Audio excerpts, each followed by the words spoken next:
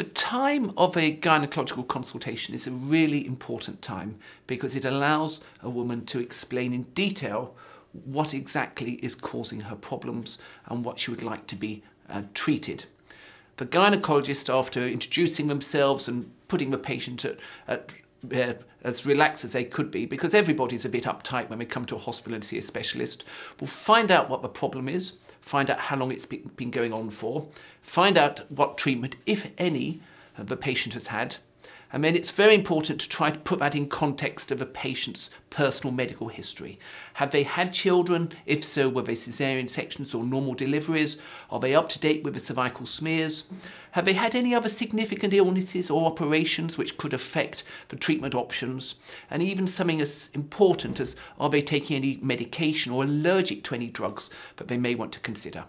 And it's also important to understand whether your patient is working hard in a full-time job and might find it harder to take time off, or the effect of her symptoms might have on her ability to work fully. And then after understanding what's going on, which in medicine we call the history, we would then go on to do a full examination. And during the examination, we would check the tummy, the abdomen, to look for any sign of any masses, which may be fibroids or polyps. Sometimes we check the blood pressure, sometimes we check the breasts for any breast lumps. And then we will actually do a detailed pelvic examination.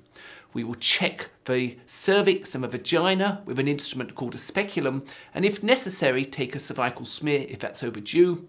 We will carefully palpate the uterus to check its size and also to check if there's any evidence of ovarian cysts.